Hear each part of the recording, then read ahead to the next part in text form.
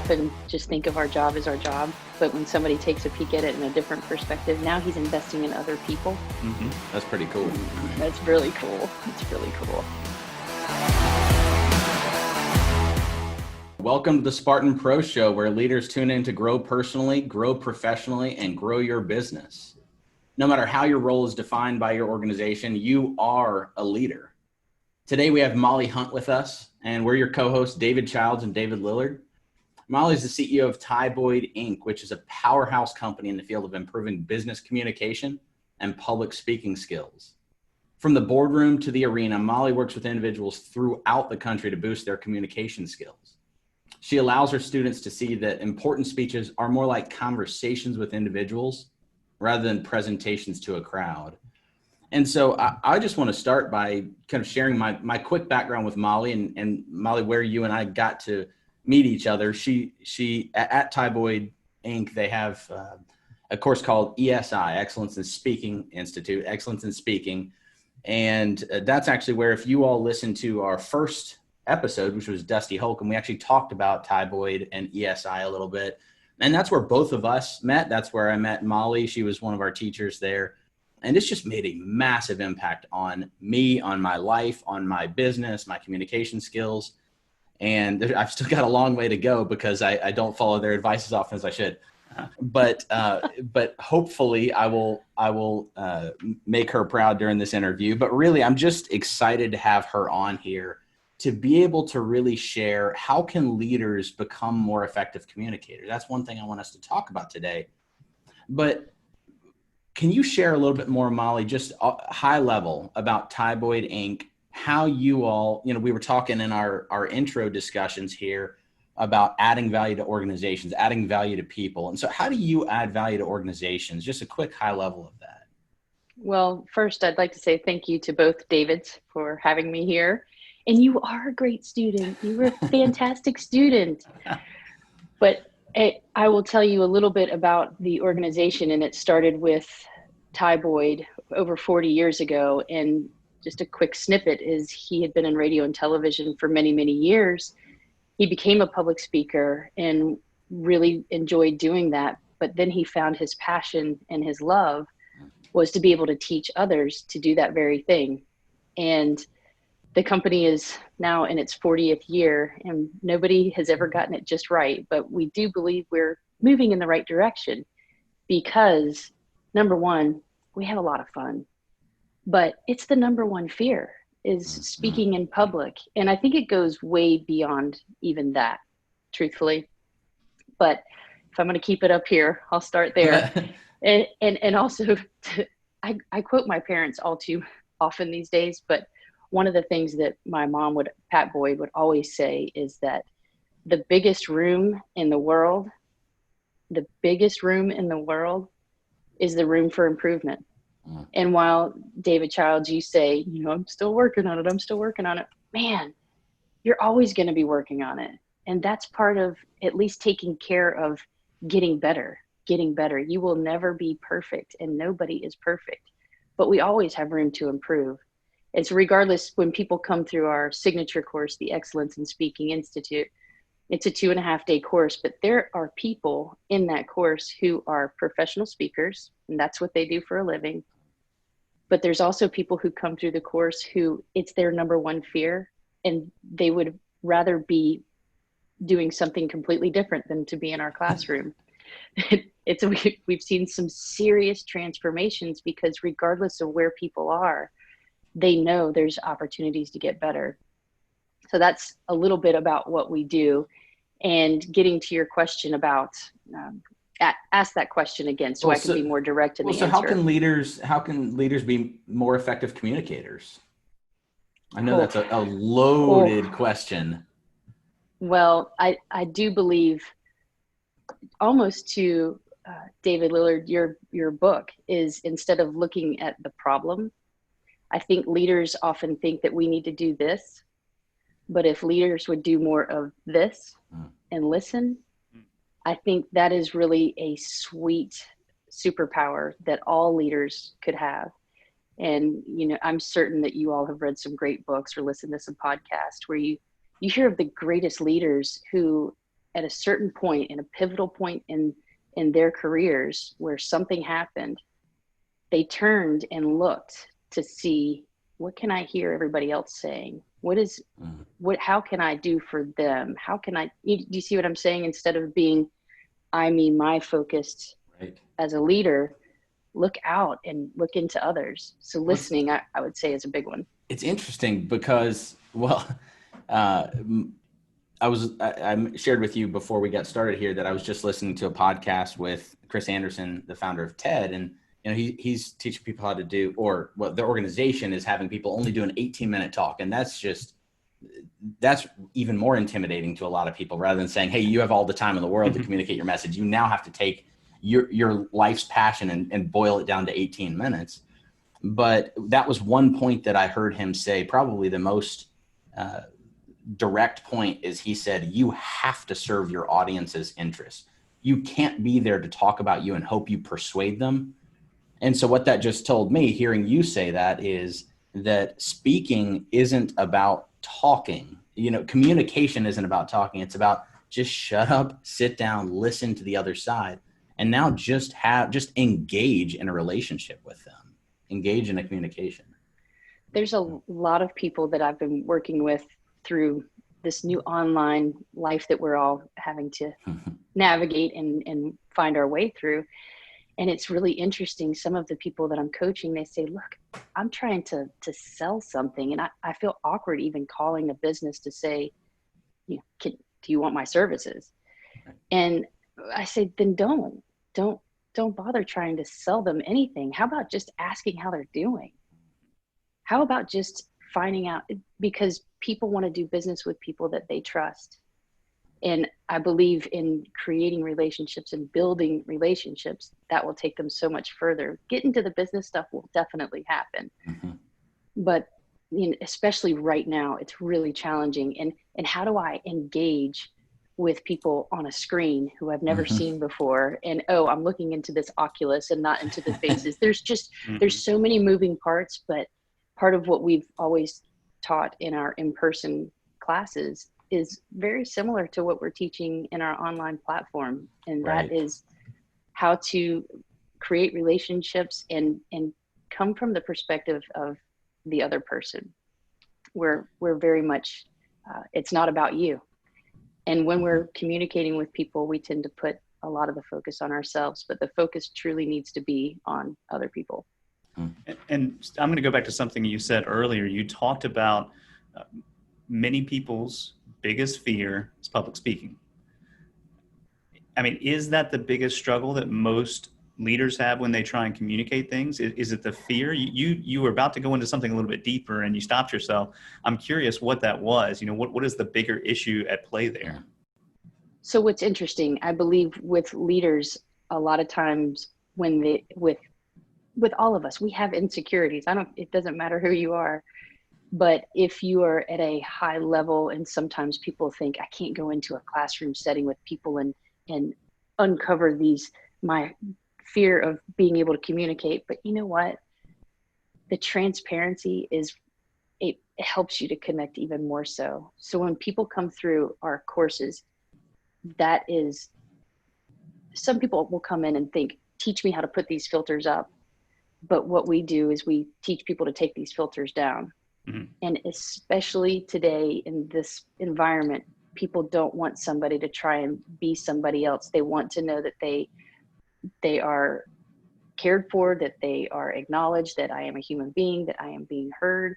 And I think with leaders who, and listen, we do a lot of one-on-one coaching as well. And that's sometimes when you don't have the ability to spend 2.5 days in a course, we will craft something that is one by one. We'll figure out what works best for each person. But leaders know that in order to be successful, you must be a good communicator. And that communication is a two-way street. I listened to, this has been a while, and Ty used to talk about this story too, but it was about Warren Buffett. And Warren Buffett, years ago, he was speaking at NYU, the business school, where he was talking to the graduates. And I'm paraphrasing this and may not get all the facts just right, but you'll understand my point. He looked out into that audience and he said, for each of you that is in this audience, I know you're going to be successful. And he said, and I know that so much that I'm willing to invest $5,000 with some stock options into each one of your endeavors. And he believed in him that much.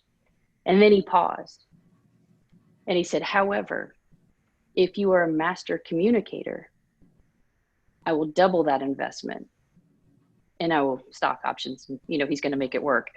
But what he was saying is that if you have the ability to communicate your message more clearly, people will then come.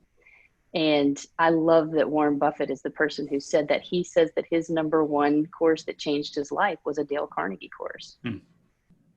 Being that he was a bit introverted, but clearly a genius and really good at what he does, bringing those two pieces together and practicing for a long time to get comfortable, really he was able to convey his message in a game changer way.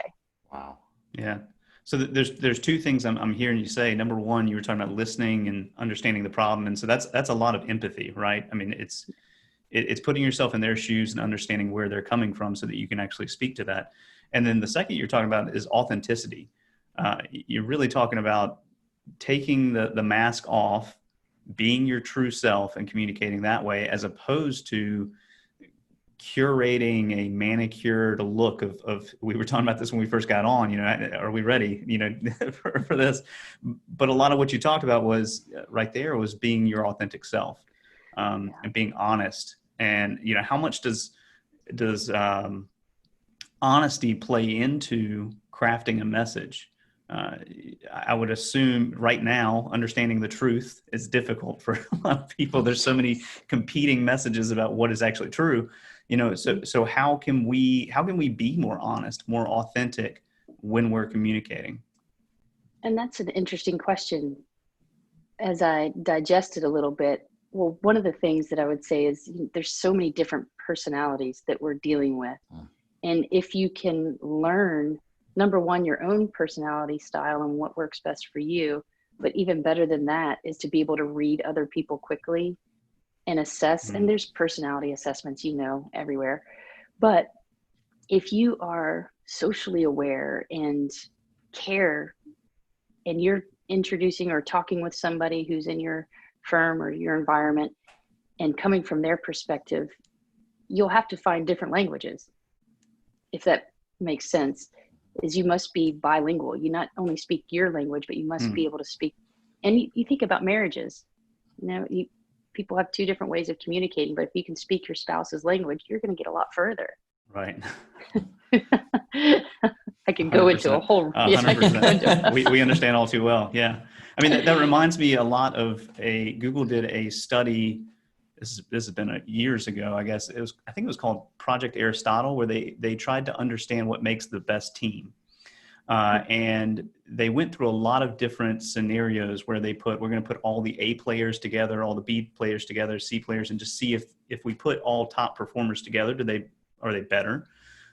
They tried other variations. If we mix the teams, what they found was only one thing affected how effective a team could be, and that was EQ. It was the ability for people to look across the table from one another, and exactly what you're saying, be able to see without someone saying, what is their body language? Are they responding well to this? It doesn't look like they are. I should ask them for their input. And they said teams with high EQ and the ability to actually ask questions and make sure they were on the same page were far more successful than any other team they could put together. That's really cool.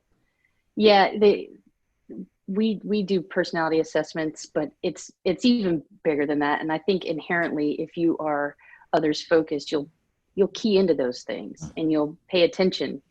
But and I also think if we're talking not just communication skills, but say you are giving a presentation, or if you're the leader of an organization and you're talking to everybody that works in the organization, you may be talking to 4 different generations. And what speaks to one may not speak to the other. So we have worked on our skill on how can we keep people engaged if it's a presentation. How can we make sure that we're tapping into all of those different personality styles? And part of that is you've got certain people who are really data driven or black and white. So you give facts, you give figures, you give very bold statements. But if you have people in your audience that you know are the more touchy-feely or really appreciate analogies or stories, how do you organize that? And what turns out at the end of putting all of those pieces together is it's almost like a symphony, because it all comes together collectively. It's not just one note or one instrument. It's the whole piece that comes together. So that can be fun. But if you're talking just one-on-one with people, or say you're at a party, for people who are uncomfortable in those environments, start asking questions. That way it takes the spotlight off of you. Right. It really, you're not the speaker anymore, and that you get to learn more about other people, and then people will find you more interesting. Wow, that's good. Well, so something you all were just talking about a minute ago, and this is the first time, and I'm throwing a curveball here, the first time that we have done a snippet share live. So if it doesn't work perfectly, we'll dub over it.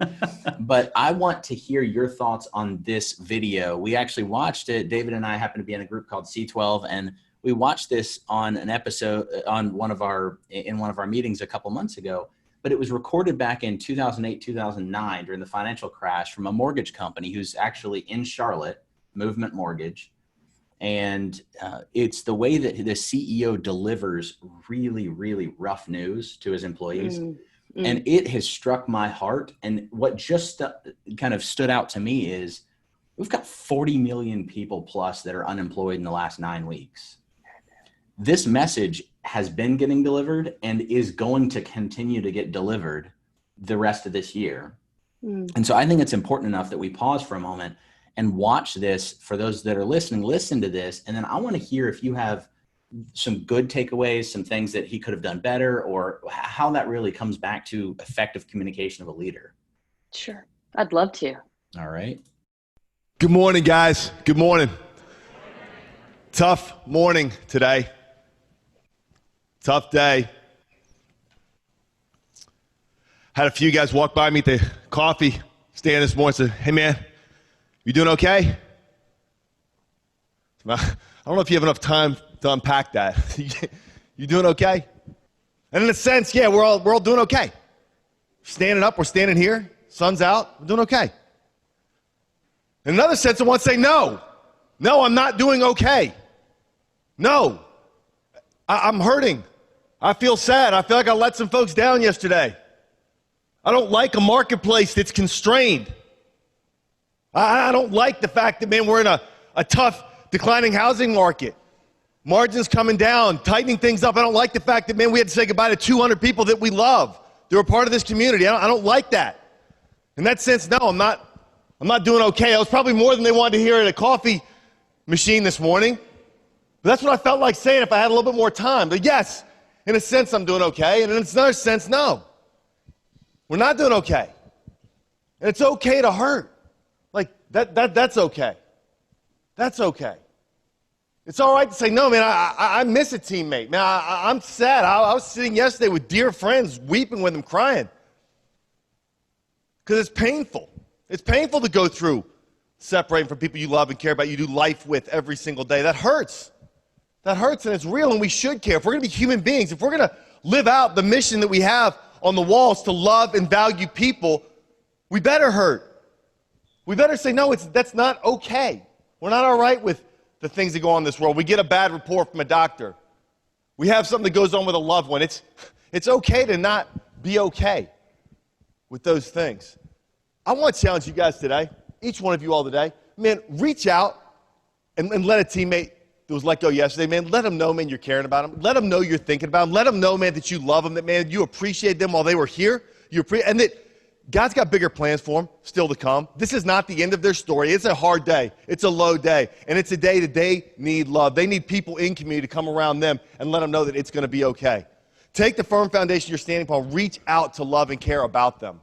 Okay? When we most effectively live into our mission statements when we're up on those highs and we're celebrating, man, and we're walking through some tough days too. So walk through those tough days well with your teammates, reaching out to them and letting them know they're going to be okay. Now, guys, that's today, okay? I'm gonna make this is not okay Friday, all right? It's okay to not be okay today on this Friday. We made offensive moves today because of the market that we're in. It's a tough market. We want to go out and play offense in that market, okay? Monday morning, you come back in here, we're going to play offense, okay? We're going to make a game out of this thing. We're going to find out how much money we can save and how much we can push out to the field because the mission's too important, because we do love people, because we do care about them, and we want to be in a relationship with them. We want to love them when they're in this building. We want to love homeowners that we're getting to serve. We want to love the communities that we're in by making a profit and pouring it back out into these places. We can't do that if we don't have an offensive team. And that's what we're going to do. Keep living that out. These are the moments in people's lives they remember. 18 years later, you'll have somebody say, man, I remember that day that somebody reached out to me, loved me, cared about me while I was in a low place. You got a chance to be light in a dark place in people's lives today. Go out, go do it Monday, come back in here. Let's go. So when I see that, that's who I want to be. Yeah. How do I do that? Oh, David, I know you well enough now. You have that, and it's because it's because of your heart. That is undeniable passion, compassion, empathy, faith. I mean, everything. That guy came from a place that, you notice he had notes, but they were in his back pocket. Do you know what I mean? He wasn't trying to make sure I hit all of these points. What he did is he came from his heart, and that was really strong. And there's not a person in that room that doesn't feel honored to be working for that, where he is. And tell me who it was again. You said it was in Charlotte. Casey Crawford with Movement Mortgage. I'm gonna use that one in the future. That's a great one. Yeah. Well, and I would also say I would like his workout regimen. Yeah, right. He's a beast. Well, but he's gentle. He's got all these pieces that are working for him. And it's interesting. The very first thing that I noticed is I love his accent. Yeah. And a lot of the people that we know, that we work with, would say, oh, I just want to get rid of my accent. I don't want anybody to know where I'm from, but man, he uses it to his advantage. And I would say that to anybody, people who don't speak English as a first language, whatever it is, that's part of what makes you unique and different. And I would also say I was about to say performance, but that wasn't a performance. That's just a fireside chat. That is just somebody who is pouring his heart out and cares. But he has the ability to be unpredictable. And when we are speaking from that place, it does become undeniable, but it's also not predictable. So people can't say, oh, I bet he's going to say this. Oh, I know that. No, you don't know what's getting ready to happen because he's coming from that place. And he did something that I'm also a big fan of. And that is when you have really difficult news, regardless of how horrible, difficult, challenging it is, you always end on a positive. You always end on a positive because people will remember the feeling that they had when they walked out of that room.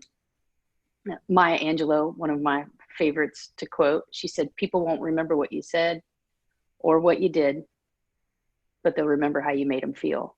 And that guy came from a place of full-on emotion, very fact-based as well, but it also left everybody with a, yeah, I'm doing this, and I'm going to go make the difference for somebody else who didn't have a good day. That's just inspiring and really, that's special. Nice example. And so he showed after a tough time of letting 200 people, how he's going to love on those people, how he's going to encourage people to love on them, show them his heart, say the tough news, get to the positive news. I mean, is that one of 5 or 10 or unlimited types of structures? Is that the type of structure that I would want, whether I'm about to have, you mentioned a performance. Wait, no, not a performance. So what if I was going to have a performance? What if there's an annual shareholders update, or something else that's not a reactive, but it's proactive, should the structure of that talk be different, or does it need to be that listening? I need to sit down and listen and get the tone and read the room, know who I'm going to talk to more so before I can create that cadence or create that structure. You just hit a lot of different things there. The answer is don't be like anybody but yourself. Mm. You can love what he did, but that may not be you. Mm. Don't ever try to be somebody that you're not, because you're going to keep trying to put a square hole, or, square peg through a round hole. I always get that one wrong. But here's what I would say is, if you think about anybody who is passionate about what they do, and I know for sure the two of you are passionate about what you do, that's when you can't script every word. And a lot of times we think, okay, I need to make sure I get every word just right. But that's what's going to trip you up. But when you come from a place of your heart and your passion, that is, all the other pieces will start to organically come together. And if you have to hit certain points, that's fine. One of the things I love about Ty is that it didn't matter if he could be in front of thousands of people, but if he's doing a 3-hour talk, he's going to need a note card from time to time. And it didn't lessen his credibility by any means. And if he had pulled out, if Casey had pulled out his notes, it would have been fine, because again, it wasn't, that's not what's holding on to him. So I think sometimes people feel if I have a note card or something that could trip me up, and that shouldn't be the case. So if you're in a meeting and, hey, I want to be as dynamic as Casey has been, how do I do that while I'm delivering X, Y, and Z? You two are really good at storytelling, and I know that. Is find ways to incorporate stories that will really bring that message home, that allow you to feel like you're having a conversation as opposed to making sure you're giving a presentation. So I would try to find those points that really can create a visual in your audience's mind. That's another piece, is people will remember the pictures that you've created in their minds versus all the black and white things that we talk about. So just remember, don't be like anybody. I mean, you're in your role and your position because of your leadership and your style alone. That makes sense. Yeah. So as I was thinking about coaching, there was only one little piece, and it was the way he was holding his microphone, but he had so much energy that he was going back and forth. But look, I know that every single person in that room felt his heart, his genuineness. And again, instead of coming from here all the time, it's okay to bridge the gap between your head and your heart to really make that connection with the people. Awesome. So we're sitting here, we've made a comment about being on Zoom. Now, a lot of folks are going to hear this just in the podcast format and won't be able to see us, but clearly we're working remotely, which is not how 3.5 months ago, how we were planning any of these interviews. But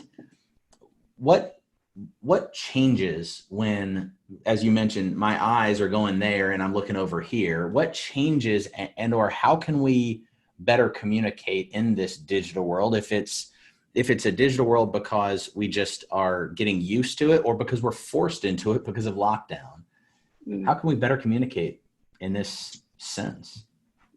Well, I can tell you this. One of a client that we work with, he's somebody I really admire, but part of his philosophy is you better get comfortable being uncomfortable. I mean, that's just, we are all thrown into something that's really uncomfortable, and it's only because we haven't been doing it.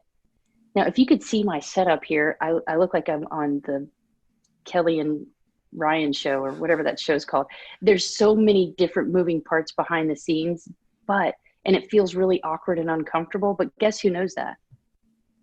Me. Just one person. Yeah. Mm-hmm. Yeah. Nobody needs to know how, well, you two knew hey, is my hair okay? I mean, it's okay. And I think that is one beautiful byproduct of this experience that we're all having, is that people are being a little more empathetic, having a little more compassion.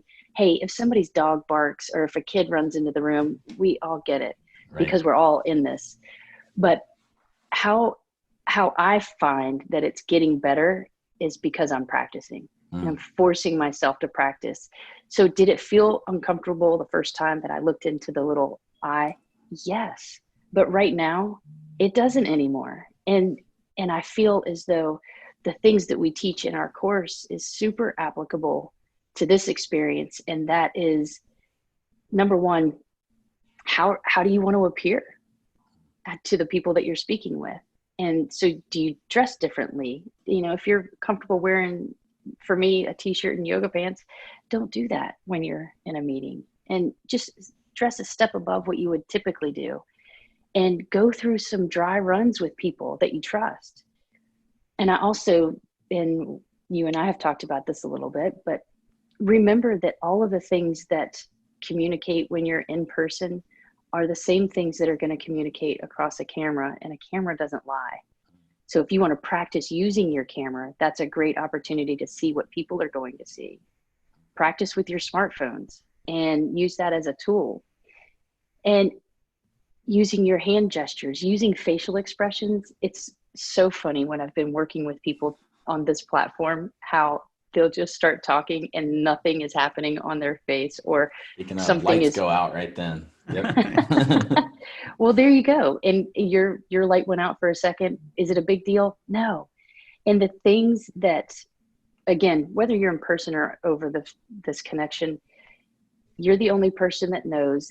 And if you make a big deal out of it, then everybody else will. But if you move through it, your audience will move through it just the way you move through it. So if you can just continue to move through and know that it's just a blip, it's always bigger in our heads than we think. So just move through it.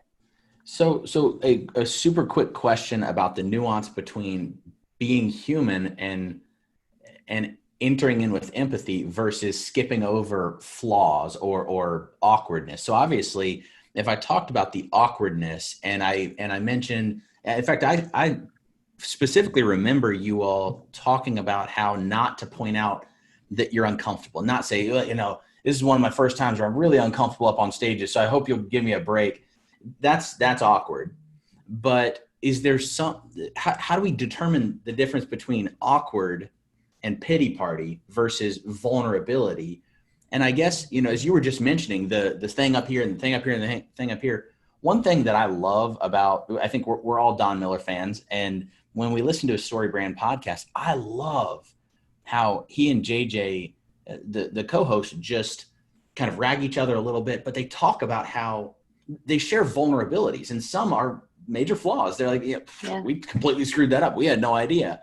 But one thing that David and I talked about as we were starting this podcast several months ago was that it's really hard to find people who are vulnerable about the difficulties of starting a podcast, about the equipment you use, about what lighting should you use, what microphone should you use, does it need to look professional? And you only see this little box right here that looks like I know what I'm doing, that looks professional. And so I was so tempted to get GoPros and set them up all over the room and listen to our conversations about how we didn't know what we were supposed to do, how we had to research it, and then let people see the making of a podcast. And so, you know, it's really intriguing. But as you mentioned that, I think, well, it would be really cool to show people that here's a way you can do it, but also here's how disorganized it looks too. And yet you can still make it work if you're trying to target a podcast. And so I like the way that you just kind of pointed out to that. The only person who knows is that. But if you could get back to the question that I distracted myself from was, how do you decipher the awkwardness, but also still share the vulnerabilities that show you're human? Yeah. And number one, you need to do that podcast because I'd like to learn from you. If you do, in fact, do that, I will be your first subscriber. But that's one of your superpowers too, is that you really are good at being transparent. And if I were to say this is a way to put it in perspective, is to take your task seriously, to take your mission seriously, but not yourself. Yeah. That's good. Take your task seriously, but not yourself, because it's not if something's going to happen. It's when. We didn't know at the beginning of this call that your light was going to go out, but you handled it and we moved through it. Except for now, I'm going to use it as an example. But But we're always going to have something that goes awry. And if you know that something is going to happen, how you move through it is really how your audience will move through it. And going back to Casey a little bit, there was another piece that I was thinking about that would be beneficial to him and to everyone. Breathe. Breathe, breathe. I myself am practicing breathing. I find myself getting out of breath, especially when I'm really passionate about something. But remember that the people that you're speaking to or with, if you're trying to deliver an idea or a vision, is that you have seen this for a while, but they're only seeing it for the very first time. So you must take your time in realizing these pictures. And I'll tell people, give them the trailer to the film, not the entire film. Give them enough to want to know more, instead of feeling as though you have to completely just do that dump. But moving through it is a big thing. And if I'm not answering your question entirely, it's the combination of being transparent but having focus. And if you think about having a conversation with a friend, you don't think about, how am I more authentic? How do I pick up my cup of coffee? You don't think about all of that stuff, because you're not in your head and you're coming from a more genuine, authentic place. So remember that you are just having a conversation, even if it's with this little Oculus. Right. And I also think prep is a big piece to it. If you know you're going to be with strangers, just like what we did here. You and I haven't seen each other in a long time. And David Lillard, I'm just getting to know you, but we did a pre-call. So it's getting that awkwardness out of the way before we have this conversation. And it allowed for a more genuine, open dialogue, because I sense that EQ, we get each other's personalities. So you can do a lot of things on the back end or prior to, before you have to go and actually deliver. So people worry about losing that empathy factor or that connectivity, but that's just you. So to dig in just a little bit there, I'm going to ask a really random question that we didn't even talk about, but I was speaking last year at an event and was talking with someone who was there. He's actually a long-time friend of mine.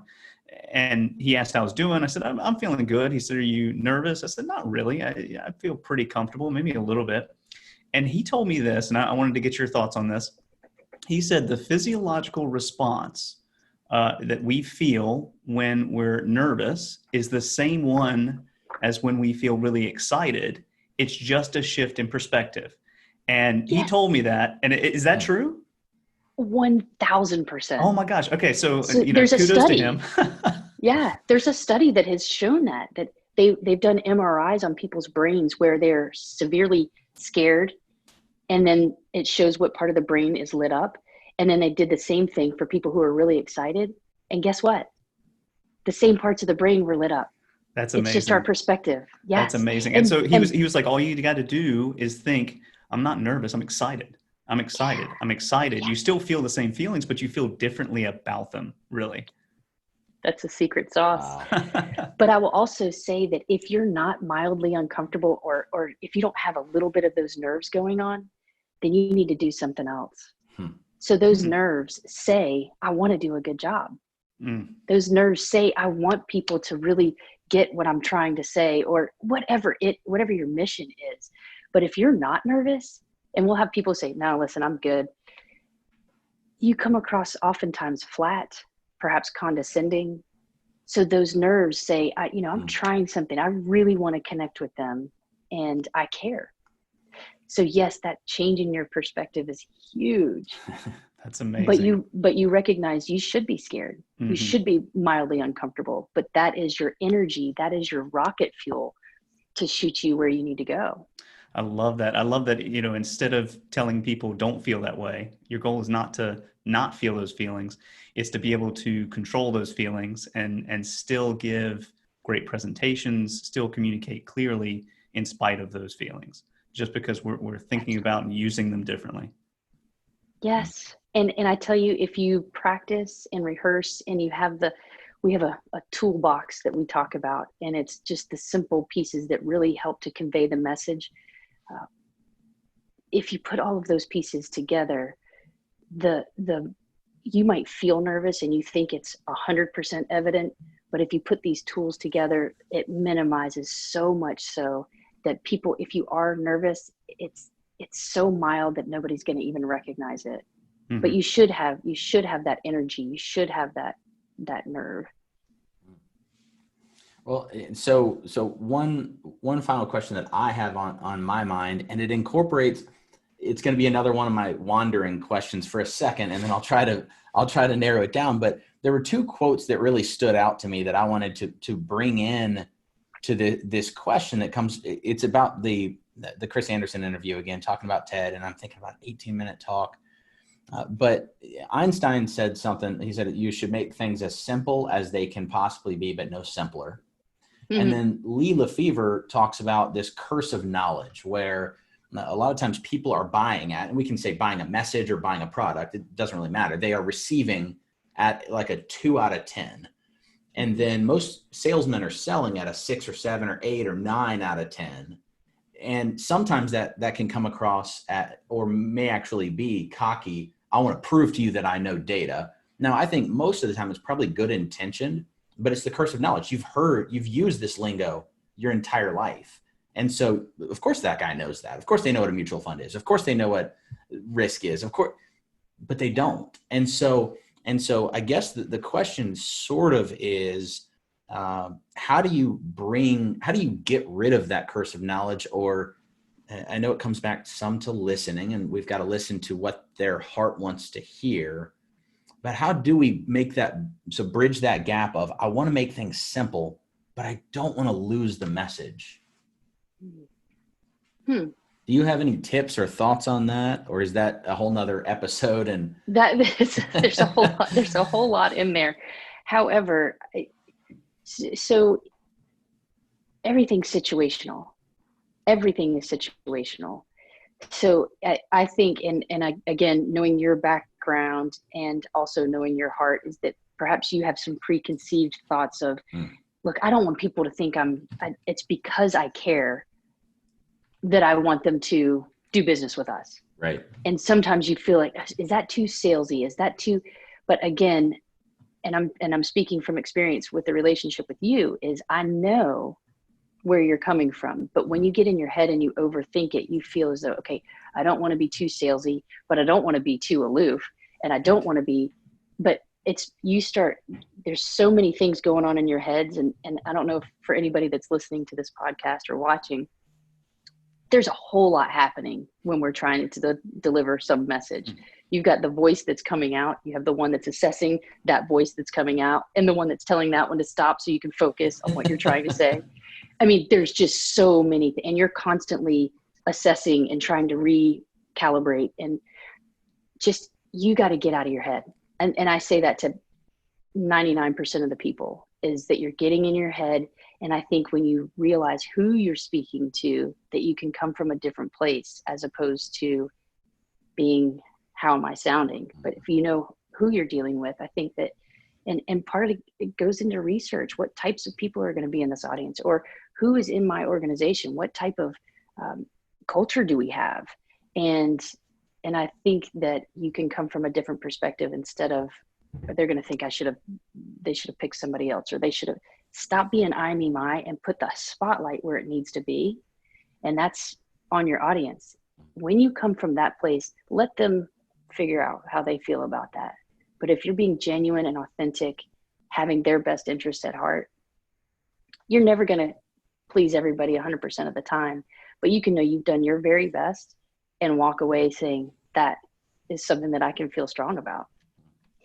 And there's one little piece, because I have a feeling we're getting closer to the end, and that makes me very sad. But there's something that this just dovetails on a little bit.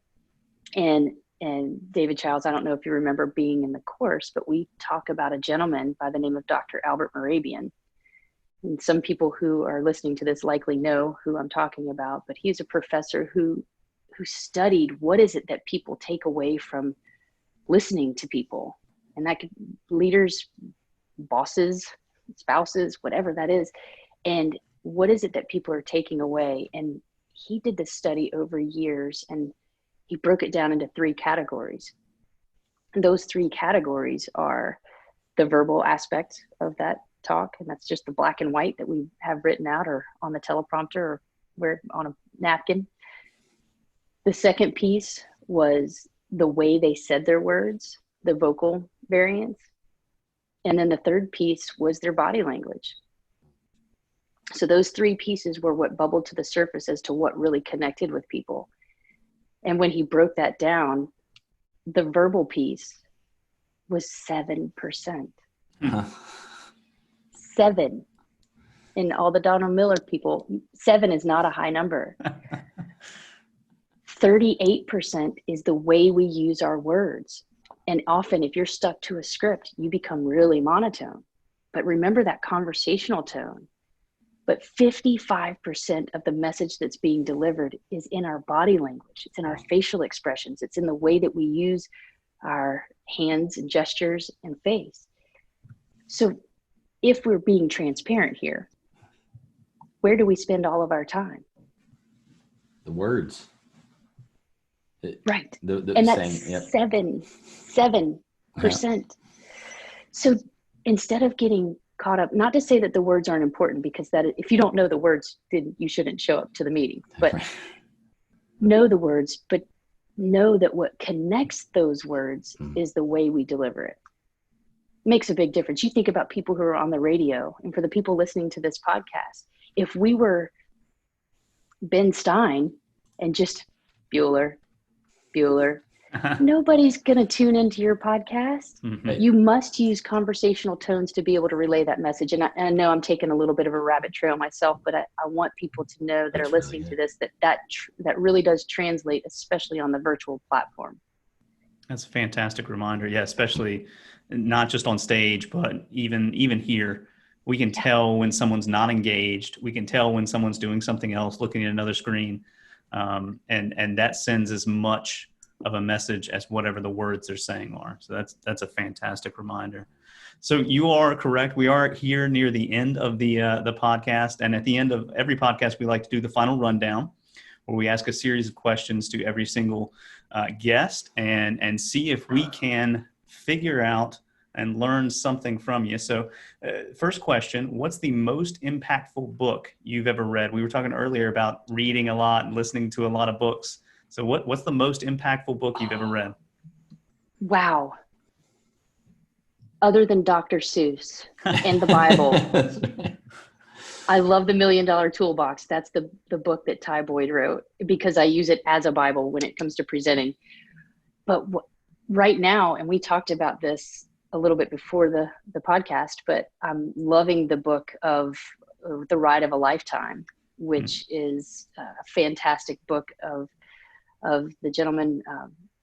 His name escapes me right now, but he ran Disney and ABC for 15 years. Iger.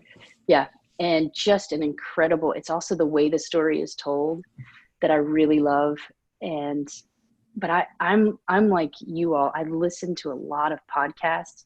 So I do love Donald Miller. I think he's wonderful, but I also like different things that just help me to be a better human in all different aspects of my life. So I gave you a lot of things to pick from there. That's really good though. And when we interviewed Dusty, he put it in a perspective that I had never thought of before. And he said, well, I can't really answer that. I can tell you by season what has been my best book. And it just completely reframed. My library went from here to here. And I thought, yes, okay, that's a lot better, right? For this season of my life, it was definitely that. That was most applicable. For this season of my life, it was that. And I thought that was so brilliant. Yeah. Well, Dr. Seuss, even though I did like it as a child, I still find I think that's beneficial great today. That's the one that carries throughout, right? I want to hear more people telling me their, what, sci-fi books they like to read, Yes. It'd be interesting. Yes. Those are some really good books, some really good resources, but let's go to some professional advice. So what's some of the best professional advice that you've ever received? Oh, well, I was raised by somebody I think is pretty incredible. And it wasn't necessarily the words of advice as it was watching him, the way he walked this earth. You got to be others focused. You got to be others focused. And I say that it seems easy to do. It's not easy to do, but when you start to do it, you realize that you get to get the benefits of it. And being about other people and pouring yourself into other people doesn't mean you don't take care of yourself, but treat people the way you want to be treated. And my father, Ty Boyd, just, he's the master. And it's interesting because people say, God, he was such a great communicator. He was also a really great listener and loves people. It doesn't matter where people are, everybody has a value and everybody is worth being invested in. So I learned not necessarily those specific words. Yeah. That was a quote, but it's treat people well. And that goes back to the 93% versus the 7%, right? They weren't the specific words, but yet you absolutely received those words. You received that feeling from him. And it's when you said others focus, and that doesn't mean to talk less of yourself. I mean, I've heard folks say before that being humble or being meek or caring about others isn't about lowering yourself. It's just about raising the others up and being able to do that. And that's so important to hear. That's really cool to. And the other piece is also that just know that everybody's working on something and that nobody's perfect. And I think social media and the generation that's coming up behind us, it's really easy to think that the world is just this wonderful, beautiful place for everybody except for us because we have challenges. But the reality is we all have struggles. Everybody does. But again, just be the light and love for other people. That's great. That's great. So, that's all fantastic advice. What about some of the worst professional advice you've ever received? Anything you can share that we should avoid? Doing a podcast, let me tell you. Well, yes. When people say you have to do it this way, I remember specifically saying, no, you don't do it this way. You only do it this way. And that really will stunt anybody's growth. And honestly, you can take, if you're a sports person, you know that a coach is going to tell you the things that you need to work on, not to say you're a bad person, not to say you're not doing X, Y, or Z and you won't amount to anything. It is because they want to raise your game. And so I value people who say the things that are negative, but my perception I can take it as I can flip it into a positive. Like, I don't necessarily need to do it that way. I'm getting a little tongue tied on that, but the part that is bad, it's only bad if I don't flip it. Yeah. Right. Well, so there's some bad advice you've received. Well, we want to bring out the humanity, and we've already been bringing out the humanity of our guests, but so that we can enter kind of an empathetic place and understand this person. But is there something that you can think of right now that you wish you could go back and do better to get a do-over? Wow. To do a do-over. Yes. Yeah. I go to bed thinking, how could I have done this better? And I'm sure I'm not the only person that feels that way, but to do a redo, running this company is something that is not just being the CEO, it's really being able to carry on the legacy that Ty Boyd left for me. And if I could do a redo, I'd probably talk to him. That's probably what I do. Yeah. He and my sister. Oh my goodness, see what you're bringing out in me. But Anne is my sister who passed away in 2017. Both of them are in this room, which is cool. But I know that they're my biggest fans, but I would have those moments back to let them know that I'm doing my very best. Oh my goodness. I think you 100% are. You 100% are. And they would 100% say that. So you shared so much great advice, so many great pointers for our listeners. What's the next big thing for you personally or professionally? The next big thing. The next big thing is everything that we're doing that we did in person. We are working on putting into an online platform. And I will say it has been a Mount Everest in some respects, but it has also been really fun to learn. And honestly, I've learned from you too. I'm learning from every experience that I have to do this new thing. And so I feel that I miss the in-person piece so much, but I'm absolutely fascinated by this technology and what we're able to do. It is pretty awesome. So the next big thing is to put all of our pieces together and do everything and offer it in an online platform, which has been a goal, but this has forced it to happen sooner than we anticipated. Well, and that's really the end of our content. But for the listeners out there, I wanted to leave them with a way to contact you or get in touch with you. And so obviously, if you've been listening to this episode, you see how amazing Molly is, and the organization is just top notch. And so if you want to get in touch with her, if you want to get in touch with the company, if you want to go through the ESI course or get direct coaching, Molly, what's the best way for them to contact you or contact the company to take those next steps? You're so nice.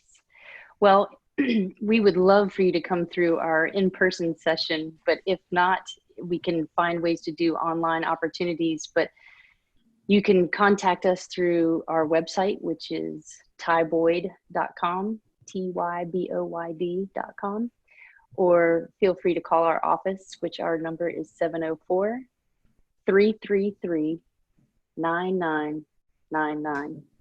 The easiest number. That's easy. But check out our website, tyboyd.com, and that will get you to one of our really amazing people that work in our organization. We're a lovely family company that loves to provide for other people. That's awesome. That's awesome. Well, and then we also wanted to plug Spartan Pro Day. So for those of you who were there last year, you know how fantastic it was. Well, it's going to be hard to beat, but we are committing to beating it and making it even better. I think we're going to continue to improve as much as we can every year. We just booked Mick Mixon, the voice of the Carolina Panthers. He's got a much better voice than I do. But it's on for October 13th. It's SpartanProDay.com to buy your tickets. Or if you're hesitant and saying, hey, this COVID madness has been crazy, I'm nervous, I'm scared, you can still go to SpartanProDay.com and reserve your seat, because we are going to have limited seats due to social distancing. It's going to be great networking. It's going to be great content, and it's just going to be a fantastic event. So go to SpartanProDay.com, reserve your spot. And other than that, we'll see you on the next show. Thanks, you guys. This was such a great time. Absolutely. Thanks, Molly. Thanks. All right, you guys. Take care. Bye.